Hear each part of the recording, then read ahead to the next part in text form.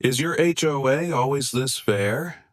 The moment Karen's flatbed beeped in my driveway, the gate creaked and she waved a fake notice like it was gospel. She didn't answer.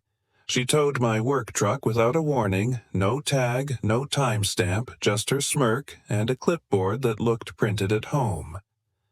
But when my permit hit the counter at City Hall and the clerk's paper stamp cracked like a gavel, the whole room shifted under that porch light glare.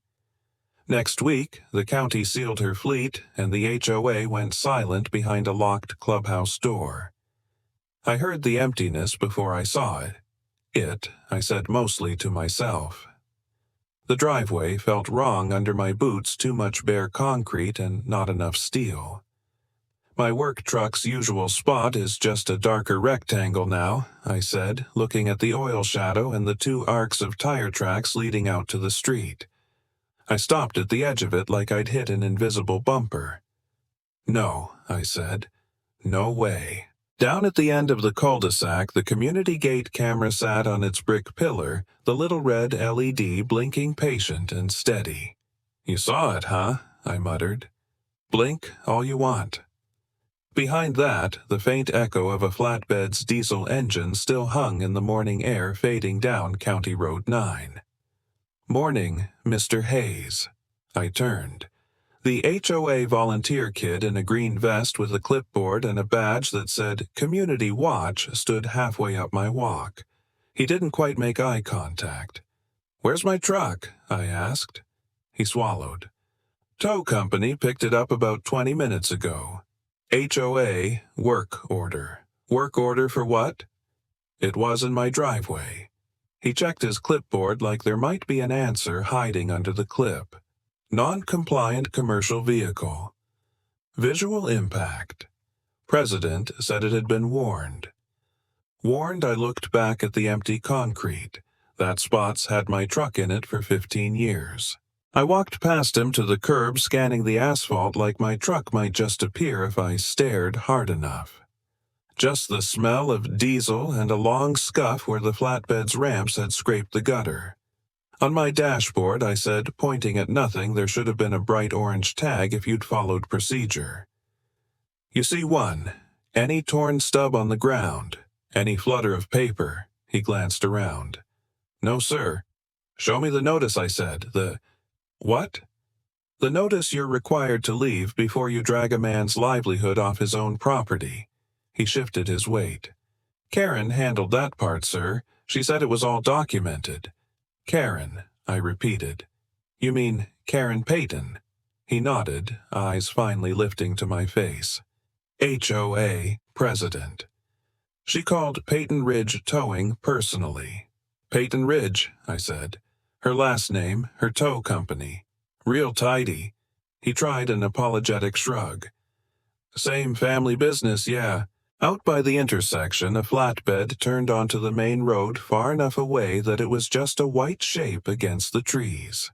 Even at this distance, I could make out the lettering across the back panel, Peyton Ridge Towing and Recovery Owner, Karen Payton. They wrote it big enough for God to read, I said under my breath. I took a slow breath. All right, let's see how documented this really is. I slipped my hand into my back pocket and felt the familiar crease of the permit note the city had given me last year. I pulled it out, unfolded it. White paper city seal and faded blue approval stamp in black, my address printed underneath. In the top corner, the clerk's handwriting, number 47A. One legal permit still valid. Still warm from my pocket. Still completely ignored, I said. Did anybody look at this? I asked, holding it out. The volunteer leaned back from it like it might be contagious. That's a city thing, right? We go by HOA rules now. Karen said your truck doesn't fit the look. HOA rules don't overwrite city permits, I said. That's not how law works. He shifted his clipboard from one hand to the other. She said, and I quote, rules don't wait for him. He's had plenty of time. Rules don't wait for me, I repeated. But her tow truck can wait for a phone call from her own office.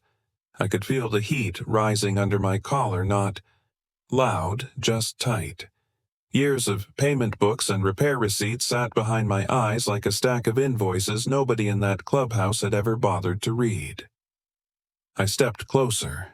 Look at my driveway. Look at that camera.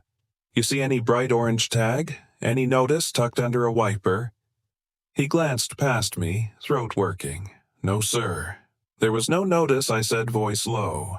I held the permit up between us so he'd have to see the seal, the number, the ink. Not one. Air stirred behind me. When you live in a cul-de-sac long enough, you feel when doors open. Someone's newspaper stopped mid-pickup. Someone's blinds tilted a fraction. People are watching, I said softly. They always watch when Karen makes a move. Across the street, Mrs. Jensen's nephew stood on their porch in a faded football sweatshirt. He leaned against the rail and lowered his voice just enough that it still carried. She's using her tow company again, he muttered. Last time it got ugly. I folded the permit, but I didn't put it away. I kept it in my hand like a piece of future evidence eyes on that blinking red camera at the gate. All right, I said. If she wants to play this on paper, we'll play it on paper. The bell over the diner door let out a tired ding when I stepped inside. The morning crowd was thin, 3 old-timers at the counter, 1 trucker nursing black coffee and a city mail carrier in a blue jacket flipping through envelopes at a corner booth. I walked straight to him. You work for the city, right? I asked. He looked up, adjusting his glasses. Most days. I slid into the booth across from him. Quick question. How would a legal notice look, the kind you'd have to post before towing someone's vehicle? He let out a short, dry laugh. Well, first off, not like that photo Karen prints at home. I blinked. You've seen it too, he leaned in. Everyone's seen it. She uses the same fake form every time. No timestamp, no city code, not even the right margin spacing. I pulled out my phone, opened the HOA email from last night. Attached was a picture-grainy off-color of a supposed tow authorization notice. No seal, no serial number. The header crooked. The signature looked photocopied. This, I said, turning the screen toward him, is what she used on me. He studied it for 3 seconds. Yeah. Illegal as a $3 bill. A mug clinked onto our table. Morning Dan, the diner owner, said. His apron was dusted with flour, his arms crossed like he'd walked over mid-argument. He's right. That paper ain't worth the ink she wasted printing it. You've had issues with her, I asked. He raised both eyebrows. Issues. She towed my nephew's car last fall using her own tow company. That's double conflict of interest. City told her to knock it off. Guess she didn't. His words hit like small cold stones. Double conflict of interest. HOA president. And tow company owner. All pipelines running back to her. Can you tell me what a proper notice actually looks like? I asked the mail carrier. He pulled a folded printout from his satchel, the city's official ordinance summary. Ordinance 14-2221, he read. Physical notice must be posted on the vehicle for 24 hours before any tow, with timestamp code reference and an officer or authorized agent signature. He tapped the HOA email on my phone. This, no timestamp, no code, no signature, which means... Before he could finish, another voice slid in from the side. That tow was illegal, the diner owner said, setting down a second mug for me without asking. I stared at the photo again. She sent this to the entire HOA last night, said my truck was non-compliant and tagged accordingly. Tagged where he asked. Your windshield, your bumper, your driveway. He shook his head. She never left anything. She never does. She just calls her boys and drags people off. I rubbed the back of my neck. They told me I'd been warned. You weren't, the mail carrier said. I deliver in this neighborhood. If a real notice had been posted, I would have seen it. They're neon orange, hard to miss. Comment trigger landed right there clean sharp. Karen wasn't bending rules, she was skipping them. I closed my hand around the permit note number 47A in my pocket. So she towed my truck without the required notice, and used her own company to do it. That's not an offense, the diner owner said. That's abuse. I stood, heart firming up. I need confirmation from the city clerk. Good idea, the mail carrier said, folding the ordinance sheet and handing it to me. Take this. It has the exact clause. I pocketed it. How late is City Hall open today? They close early on Fridays, he said, but the clerk's usually in by 9. The diner door opened, letting in a slice of morning cold. A woman stepped inside, glanced at me, then leaned toward the owner. Karen towed someone again. He nodded at me. This guy. She huffed. Figures. The diner owner jerked his chin toward me. You going to the tow yard after City Hall? Depends on what the clerk says. He leaned closer, lowering his voice. You'll want their address whether you like it or not. I nodded. If the tow's illegal, I'm getting my truck back today. A mug clinked again as he refilled my coffee. Dan. Just be ready. Karen doesn't back down easy. I don't either, I said. I turned to leave when the mail carrier cleared his throat. Hey, one more thing. I stopped. If the clerk confirms she didn't post a physical notice... He folded his arms. You don't just have a complaint. You have grounds. Grounds for what action, he said simply. The word sat heavy, real. When I reached the door, I heard the clerk's voice in my memory from last year flat, factual, unimpressed by HOA politics. A tow without posted notice is automatically void. I stepped into the cold, gripping the ordinance copy so tight the edge bit into my palm. Then the diner owner called out behind me, You need the tow yard address, right? I turned. Yeah. He pointed to the window behind me where trucks rumbled past the intersection. It's on her sign, Minnie, Cliff, Clean and Quiet, Peyton Ridge, Towing. Big letters, big ego. Zero legality. The tow yard sat on the edge of town tucked behind a chain-link fence wrapped in barbed vine and sun-faded banners. Gravel crackled under my boots as I approached the gate. A giant metal sign hung overhead, bolted to 2 rusted poles like a crown. Peyton Ridge Towing and Recovery owner, Karen Peyton. Nothing subtle, nothing humble, just her name large enough to blot out any doubt about who ran this place. A worker in a brown jacket stepped out of the tiny office trailer. Help you? His tone didn't match the word. I'm here to pick up my truck, I said. Gray, 3/4 ton, city permit, number 47A. He shook his head instantly. Can't show your truck. Karen said so. I froze. She said what? He glanced toward a camera perched over the gate, its little red light blinking like an irritated eye. Just passing the message. I pulled out my permit note, number 47A, the one I had shown City Hall last month when renewing my work parking status. It had been intact that morning. Now, across the center, someone had slashed invalid in thick red ink. The handwriting curved sharp like someone trying too hard to look official. Whose handwriting is this? I asked. He swallowed. Looks like Karen's. I held the card up to the light. Her red ink bled through the fibers. She didn't even pretend to use a stamp, just her pen, her authority, her signature rewritten over mine. This permit was valid, I said. Not according to her, he replied. I tucked the card back into my pocket, feeling the paper weakened where the ink had soaked in. Prop number 2 ran Aroy. I stepped farther into the yard, ignoring his half-hearted protests. Row after row of tow trucks stretched across the gravel.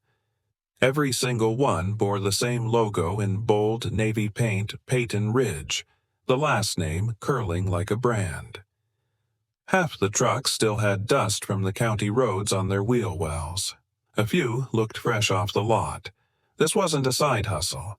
It was an empire running through the HOA like a private vein. The office door creaked open again. This time a man in a collared shirt stepped out. Manager, by the look of him. "You must be the homeowner Karen emailed us about," he said. "Truck's not available for release yet. Why not?" He hesitated, the kind of pause that comes when the truth slips first and you try to catch it mid-air. "Well, Karen handles those cases directly. She owns this operation." He gestured vaguely around the yard. "And the HOA contract." I raised my eyebrows. "The HOA contract, too." He nodded, then seemed to regret nodding. "Look, I'm not supposed to say much. So, you're telling me the HOA president runs the tow company, the HOA pays?" He didn't answer. He didn't have to. I spotted a clipboard hanging off the back of one of the trucks. A laminated sheet dangled from it. Peyton Ridge Towing Permit. Small print. Scuffed corners. I stepped closer. The manager stiffened. "Sir, customers aren't allowed back there, but I was already reading it. Tow. Permit. EXP 0314. Year. Last year." I tapped the plastic. "This is expired." He didn't move. "And this is the permit used for towing HOA vehicles?" I asked. "It's the one on file."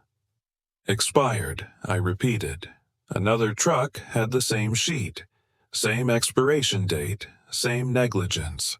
All this time, Karen had been marking everyone's permits invalid while her own fleet rolled around with expired authorization. "That's illegal," I said quietly. The manager rubbed his forehead. "Sir, you're making this complicated. I'm not the one who expired these."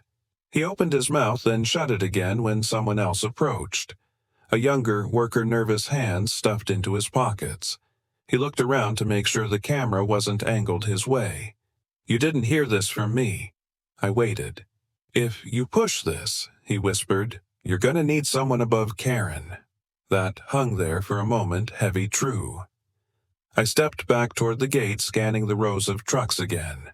Her logo, her handwriting, her contract, her yard, her rules. Until someone higher stepped in, they would stay her rules. I looked at the worker. "Thanks." He shook his head, once swallowed hard, and walked away before the camera blinked again. Mini Cliff. I wasn't just up against a tow. I was up against a kingdom with one queen and no oversight. The clerk didn't even look up when I stepped into City Hall. She was hunched over a terminal behind thick glass fingers, tapping printer, humming like a low-engine idle. "Morning," I said. "Take a number," she answered. I glanced around the empty lobby. "Pretty sure I'm it." She sighed, slid her glasses down her nose. "Then tell it what you need." "My work truck was towed out of my driveway in Peyton Ridge this morning," I said. "I need tow records and permits tied to Peyton Ridge HOA and Peyton Ridge Towing." That made her pause. Name, she asked. "Daniel Hayes." She typed. The printer coughed out a narrow strip. She tore it off, checked it, then frowned. "You're not in our tow log. How about my plate?" I gave it slowly. She tried again, shook her head. "No entry. There has to be something I said. The HOA claims I was noticed and processed per guidelines." She turned to a shelf, pulled down a fat binder. "Teoglu Notice Log, Peyton Ridge." She opened it, ran a finger down the lines. Date, address, plate, reason. Flip. Next page. Flip again. "Nothing on your address," she said. "Nothing on your plate either." My jaw set. "Do they have to file anything before a tow-by ordinance? 14-221, she said, slipping into autopilot. "Any non-emergency residential tow requires a posted physical notice, 24 hours in advance, and a tow authorization form submitted to the city." Was any authorization submitted for me? She turned back to the screen, fingers moving faster now. Peyton Ridge, HOA, tow authorizations. She scrolled. Last proper submission was 18 months ago. Fire lane obstruction on Oakview Court. Nothing since. Nothing at all. Nothing legal, she said. She opened a drawer, pulled out a file labeled Peyton Ridge Towing and Recovery. On top was a carbon form stamped in thick black ink, permit expired. She tapped the date. Karen's tow permit expired 18 months ago. No renewal on record. The ground shifted under my feet and then settled hard. So the HOA president towed my truck without logging a notice, without filing an authorization, and with an expired tow permit. Yes, she said. That is exactly what happened. Can I get copies of all of that? They're public records. She fed each sheet through a scanner. The machine beeped with each past timestamp flashing filed 0917 on her monitor. As the printer started spitting out my copies, her desk phone lit up Peyton Ridge HOA. She looked at me once, then hit speaker. City Clerk's office. This call is recorded. Karen's voice slid into the room, cool and polished. Hi, this is Karen Peyton, Peyton Ridge HOA president. I heard a resident was down there asking questions about towing. You can assure him everything was handled according to policy. The clerk's eyes stayed on mine. We're responding according to Ordinance 142221, she said, including permit status and lack of authorization. Silence. When Karen spoke again, the smooth edge was gone. Some things don't need to live forever in city files, she said. If he keeps digging, he won't like the ending. The clerk's tone went flat. Ms. Peyton, this line is recorded. I'm ending this call now. She pressed the button.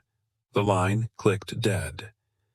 The little red recording light on her console stayed on for another second, then faded. She slid my copies under the glass. You heard that, she said. Loud and clear. She tapped the top page. This is what matters, not whatever she suggests on the phone, what's on record. I looked down at the stack. First page, no notice logged for my plate. Second, no tow authorization form in months. Third permit expired. Let me spell it out, she added. She towed your truck without posting a legal notice and with an expired permit. That's not a gray area. That's a violation. The words cut cleaner than any speech I could have written myself. I nodded. Thank you. I stepped away from the counter shoes squeaking softly on the polished floor. At the glass doors, the reflection looking back at me had tighter shoulders than the one that had walked in. I shifted the papers to one hand and pulled out my phone with the other. Karen towed my truck without a legal notice, I said quietly, almost as a test. The phrase felt solid now, backed by stamps and scanned files instead of just anger. So I called the sheriff. Literal word for word. I scrolled to sheriff's office in my contacts and pressed call. The line rang twice. County dispatch, a calm woman said. What's your emergency? No emergency, I said. I need to report an unlawful tow by Peyton Ridge HOA and Peyton Ridge Towing. No posted notice, no authorization on file, and the city shows their tow permit expired 18 months ago. I have copies of the records in my hand. Keys clicked on her end. Name and location, Daniel Hayes. Peyton Ridge Subdivision. I can meet at the tow yard. There was a brief pause, muffled voices in the background. She came back on. All right, Mr. Hayes. Sheriff Lawson will meet you at the yard gate. The call ended with a soft beep, leaving the lobby suddenly very quiet. I slid the phone into my pocket, tightened my grip on the paperwork, and pushed the door open. Outside, the light hit brighter than when I'd come in. Karen had broken every rule first. Now I was going to use those rules against her. The sheriff's cruiser looked small under her name. White doors, blue stripe, gold star. And above it all, bolted to the steel frame of the tow yard gate, the same sign I'd stared at that morning, Peyton Ridge Towing and Recovery owner, Karen Peyton. The cruiser idled in its shadowlight bar, dark engine ticking. Sheriff Lawson stood beside the hood hat brim, low arms loose at his sides like he'd done this kind of thing 100 times and never enjoyed it once. I pulled in behind him and killed my engine. Gravel crunched as I stepped out. "Mr. Hayes," he said, nodding. "You've had quite a day." "Yes, sir," I said, "and it's not even noon." The yard gate rolled open with a metallic clatter. Karen walked through like it was a stage entrance she'd rehearsed. Hair done, blazer-pressed sunglasses perched just high enough to show she was looking down on everyone. "Sheriff," she said, smile, clipped and professional. "I'm glad you came. We've had a misunderstanding with one of our residents. This tow was perfectly lawful." Lawful. She tossed the word out like a shield. Lawson didn't smile back. "Then you won't mind if we clear it up." Behind her, the yard manager hovered near the office door, watching like a man who'd seen storms hit this yard before and knew how much damage they left. The sheriff held out his hand. "Ms. Peyton, I'll need to see the original notice you say was posted on Mr. Hayes's vehicle." She produced a folder, quick and eager, and handed it over. Inside was the same grainy photo she'd emailed the neighborhood, a crooked shot of a tow authorization notice tacked to what might have been any windshield. Lawson flipped the page with a gloved finger. "This is a photo," he said. "Do you have the original physically posted notice? The one Ordinance 14221 requires 24 hours before tow." Karen's smile tightened. "We operate under HOA bylaws. Sheriff, we're not obligated to follow every outdated city procedure if our community standards. You're obligated to follow the law," he cut in evenly. "City ordinance is not optional." She scoffed. "The notice was there. Maybe he tore it off. Maybe it blew away. We documented it." She tapped the photo. "That's documentation." Lawson's eyes didn't leave her face. "City records show no notice logged, no tow authorization filed, and no permit renewal for your company in 18 months. The color drained a half shade from her cheeks. That can't be right." He lifted the photo again. "This document has no form number, no timestamp, and no reference to Ordinance 14 anything. It's not a city notice. It's something you printed at home." Her lips parted, but no sound came out. Deputy Lawson called over his shoulder. The deputy stepped from the far side of the cruiser, hand resting on a clipboard. "Yeah, Sheriff, check the permit stickers on their trucks." Lawson nodded towards the nearest flatbed. "Need to see if they match what City Hall has on record." The deputy walked over to the truck parked just inside the gate, white cab navy Peyton Ridge logo on the door. He crouched at the front bumper, wiping dirt from a small reflective decal. He squinted, then stood up straighter. "Sheriff," he called. "Permit expiration shows. March 14th. Last year." "Check another," Lawson said. The deputy moved down the row. Second truck, same result. Third truck, same worn permit, same dead date. He came back, voice louder now so everyone could hear. "They're all expired. Every unit I checked." Behind Karen, the manager's shoulders sank. "Is that accurate?" Lawson asked him. The man swallowed. "Karen handles all paperwork," he said. "It's her company. We just drive. Her company," I repeated quietly. "And our HOA's contractor." Dispatch crackled to life on Lawson's shoulder mic. "Unit 12. This is dispatch," the voice said. "Confirming request on Peyton Ridge. Towing permit status." "Go ahead," Lawson replied. "County database shows permit for Peyton Ridge towing expired 18 months ago," dispatch said. No renewal applications on file. Copy, copy. Lawson said, eyes never leaving Karen. He clicked the mic off. For a long second, nobody said anything. The only sound was the idle hum of the cruiser and a loose chain clinking softly in the breeze. So, he said at last, voice calm but hardening at the edges, you've towed dozens of vehicles under an expired permit. He nodded toward me, including his. Karen bristled. Our community expects a certain standard. His truck is an eyesore. I enforce those standards. That's my job. Your job, he said, is to enforce them within the law. You don't get to rewrite ordinances because you don't like someone's bumper. Her gaze flicked to me, sharp enough I could almost feel it scrape. This is a personal vendetta, she said. He's stirring things up because he doesn't like being told no. I held up the stack of City Hall copies. This isn't personal, Karen. It's printed. The manager rubbed the back of his neck. Sheriff, we didn't know the permit was expired. She said she'd taken care of it. We just followed orders. Lawson nodded slowly. That's why we're here to sort out who gave what orders. He turned back to Karen. Here's what we have: no physical notice posted, no authorization submitted to the city, and an expired county permit on your fleet. That means this tow and every tow under that expired permit is subject to review and possible reversal.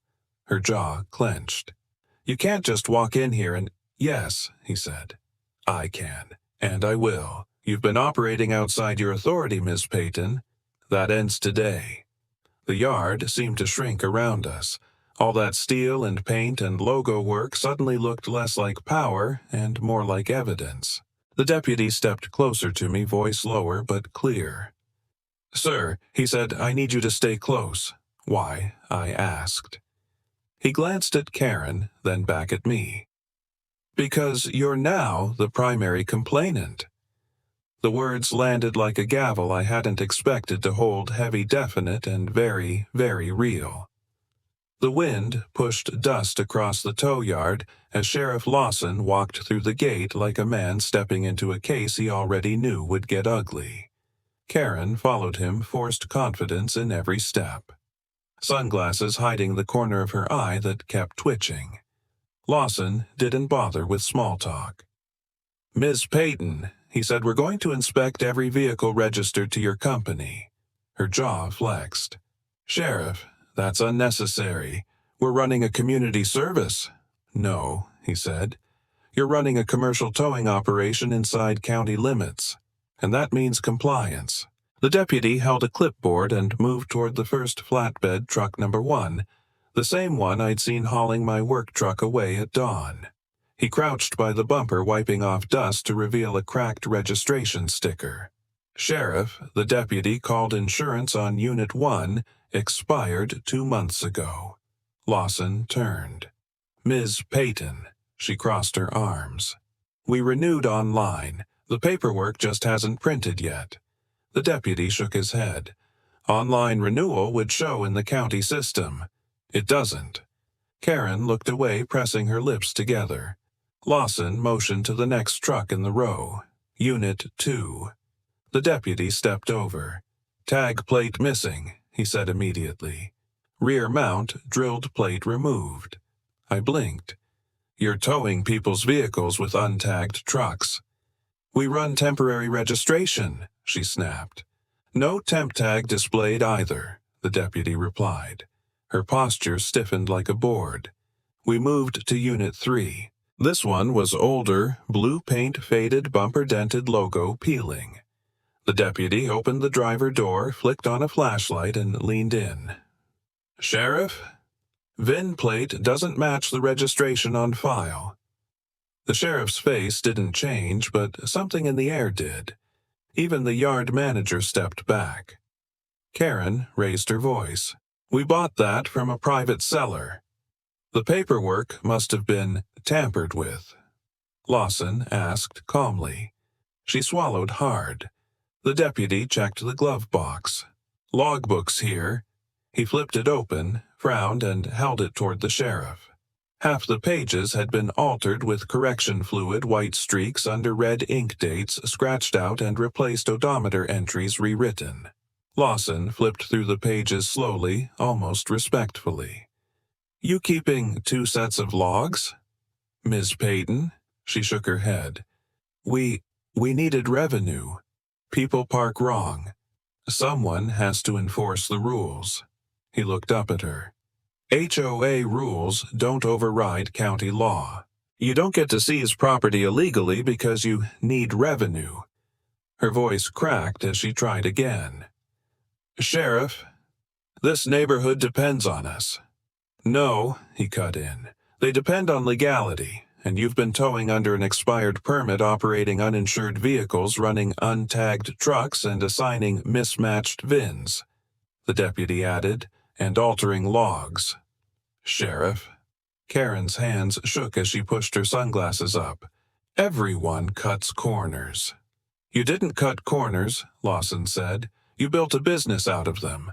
The yard manager stared at the gravel. "She said the paperwork was fine," he muttered.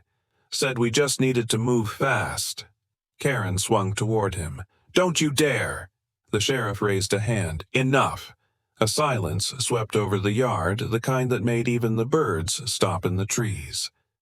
Ms. Peyton Lawson continued, "You are solely responsible for these violations. Your company, your vehicles, your signatures." She blinked rapidly.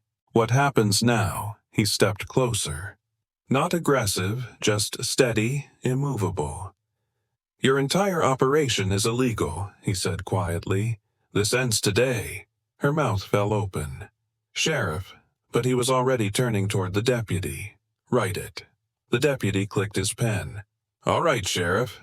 "Ready?" Lawson asked. "Yes, sir." He lifted his chin toward the fleet tow trucks lined in a neat row, each one with the Peyton Ridge logo stretching across the doors like a banner of authority she'd assumed she'd never have to answer for.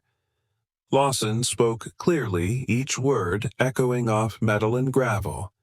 "Tag and impound every vehicle registered to Peyton Ridge Towing." Karen staggered back as if the words themselves had weight. The deputy kept writing. "And the enforcement SUV in her name." Her voice cracked. No, that's my personal vehicle. All of them," Lawson finished. The pen clicked one final time. The order was official. I watched her, the woman who'd spent months telling homeowners she had authority no one else could challenge. The woman who printed her own notices, doctored her own permits, seized property because she needed revenue. For the first time all day, she looked small. The deputy looked at me.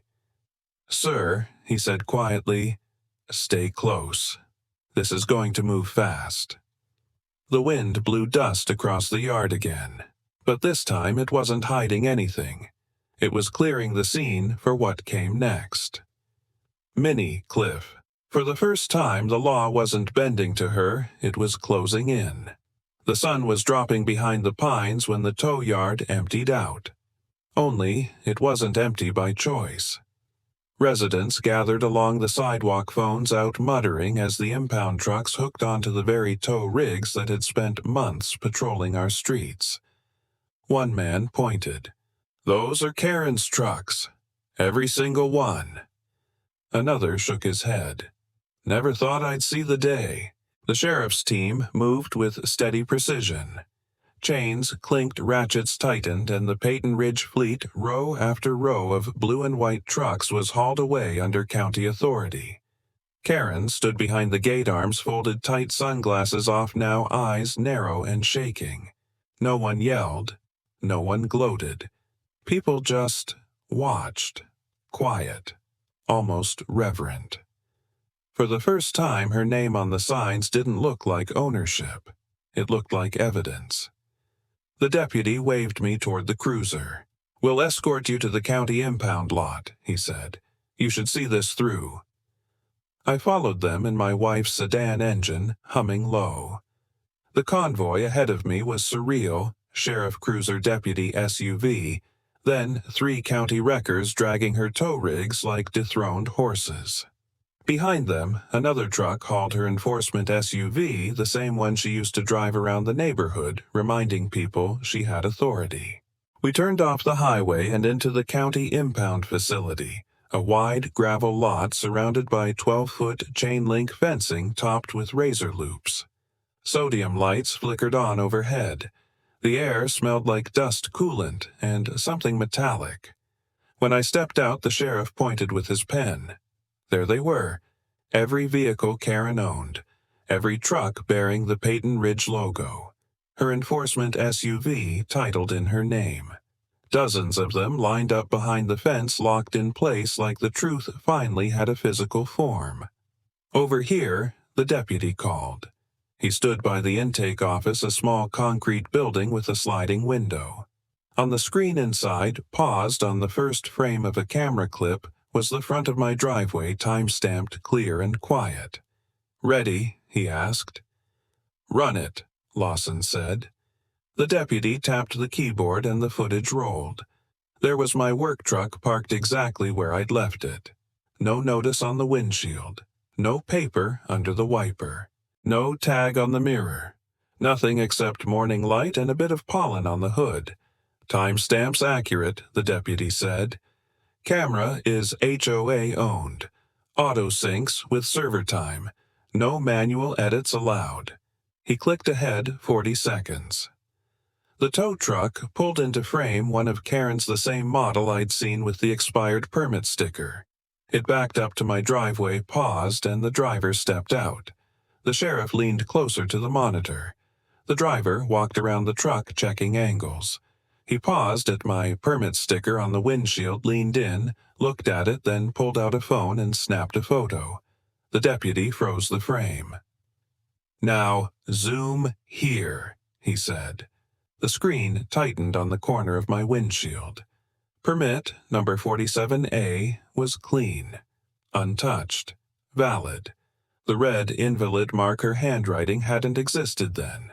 The deputy brought up the metadata on the side panel.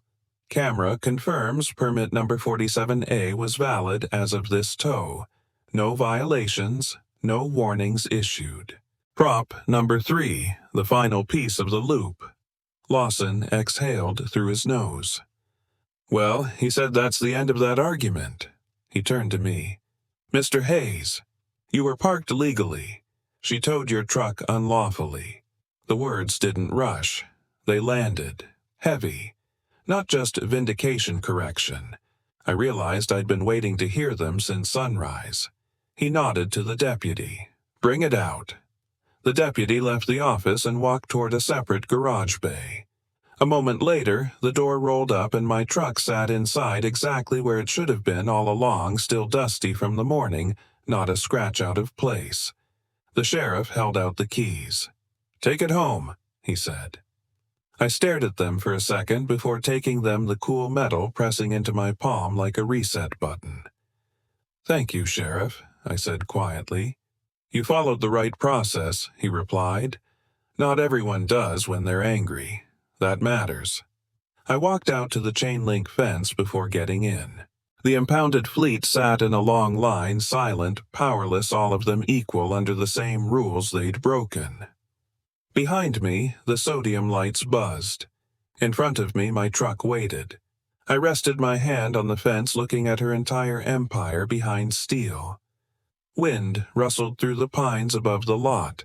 Somewhere down the row, a removed tag clinked against a bumper. I didn't smile. I didn't need to. I just breathed in, steady and grounded, and said to myself, quiet but real. Finally, someone fought back the right way. Mini-Cliff justice wasn't done yet, but momentum had shifted, and tomorrow would decide everything. The next morning, sunlight cut across my kitchen table just as my phone buzzed. It wasn't spam. It wasn't HOA drama. It was an email from City Hall, subject line blunt and heavy, towing reform directive, effective immediately. I opened it. Paragraph after paragraph laid out the county's findings: expired permits, unlawful seizures, improper notices, falsified logs, unauthorized enforcement practices. But the line that stopped me was the third bolded rule. All residents affected by illegal towing in the past 12 months will receive full reimbursement. I read it twice. Then, a third time, 12 months. Every person she'd targeted, every vehicle she'd taken, every fee she'd demanded. The city wasn't just fixing my problem, they were cleaning the entire slate. Another message dropped in right behind it, a forwarded notice from the HOA board. Short, unceremonious, not even signed. Effective today, the HOA contract with Peyton Ridge Towing is terminated, and just below, Ms. Karen Peyton is hereby barred from holding, applying for, or subcontracting any towing or enforcement-related contract within the county. No appeals, no probation, no soft landing. Just a door closing with the quiet weight of actual accountability. I stepped onto my porch with the printouts in hand. The street felt different, lighter somehow. A few neighbors were already outside looking at the same email glowing on their phones. One man across the cul-de-sac pointed at me. "You see this? They're refunding everything." A woman holding a leash added, "About time." Someone checked her paperwork.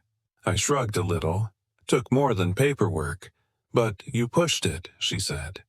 Most of us were too tired to fight her. I didn't know what to say, so I just nodded and headed to the truck. The air smelled like fresh-cut grass mixed with the metallic bite of morning dew. The diner was on my route to a job site, and I needed a coffee badly. When I walked through the door, the bell above it gave a sharp ding that seemed louder than usual. Diner owner Ray wiped his hands on a towel and stepped out from behind the counter. "Heard the news," he said. "You and everyone else," I replied. He slid a mug across the counter. "Black, no room. You look like a man who needs victory coffee."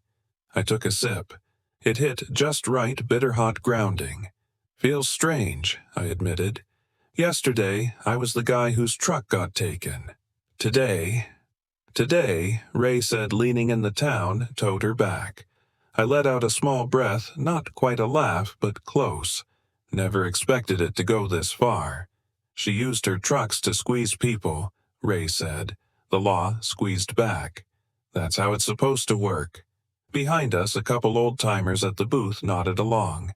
Men who'd lived here longer than I had, men who'd probably gotten their own unfair warning from Karen at some point. One of them raised his cup. About time, someone stood up to her. On my way out, a resident approached the man who'd whispered on the sidewalk the day the sheriff rolled in. He stuck out his hand. "I owe you one." "You don't owe me anything," I said. "Sure we do." His handshake was firm, weathered, honest. "Because you pushed back, her fleet is gone, and our rights are back." I didn't have an answer for that, not a polished one anyway. So I just nodded.